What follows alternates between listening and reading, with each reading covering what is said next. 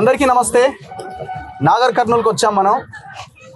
నాగర్ కర్నూలులో 2 నెలల పసిపాపని కొంతమంది దుర్మార్గులు కలిసి కాలితో తన్ని చంపేసిన ఘటన ఈ నాగర్ కర్నూలులో చోటు చేసుకుంది.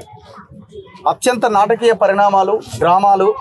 చివరికి ఎస్పీ కూడా కొద్దిసేపటి క్రితం ప్రెస్ మీట్ పెట్టి మొత్తం ఈ వ్యవహారాన్ని మెషప్ చేసే ప్రయత్నం చేస్తున్నారు. ఆయనకి తెలుగు రాదు, జర్నలిస్టులు అడిగినా కూడా ఆయన అర్థం చేసుకోలేడు. జస్ట్ ఇంతకు ముందే సమయం 3:30 అవుతుంది. ఇప్పుడు ఇవాళ 1:30-2 గంటలకు ఆయన ప్రెస్ మీట్ పెట్టిండు. మా ముందు ఇప్పుడు ఎవరైతే బాధిత కుటుంబం ఉందో, మౌనిక భర్త గణేష్ వాళ్ళ ఫ్యామిలీ ఉంది. ఒకవైపున రోడ్డు మీద పెద్ద ధర్నా దీక్ష కంటిన్యూ అవుతూనే ఉంది. రకరకాలుగా వాళ్ళని ప్రలోభ పెట్టి ఇంకొక రకంగా దీన్ని మూసేసే ప్రయత్నం జరుగుతున్నది. వాళ్ళ అల్టిమేట్ గోల్ ఏంటంటే ఈ టోటల్ కేసుని క్లోజ్ చేయాలి. ఏదో రకంగా వీళ్ళని సైలెంట్ చేస్తే ఈ టోటల్ కేసు క్లోజ్ అవుతుంది. కానీ ఎవడైతే తప్పు చేసిండో వాళ్ళని శిక్షించడానికి మాత్రం, వాళ్ళ మీద మర్డర్ కేసు పెట్టడానికి మాత్రం ఈ రాజ్యం వెనకడుగేస్తున్నది చాలా క్లియర్గా.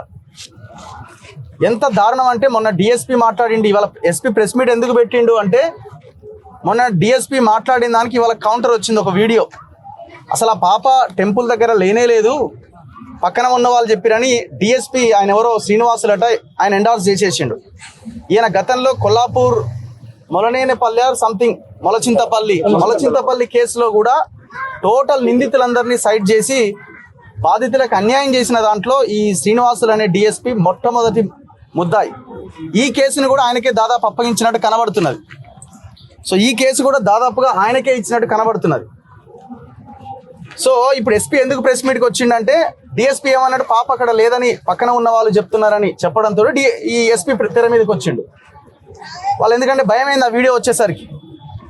ఆ వీడియోలో చాలా క్లియర్గా ఈమె ఇదే మఫ్లరు, చేతిలో బిడ్డ పట్టుకొని ఆమె అక్కడ నిలబడ్డది.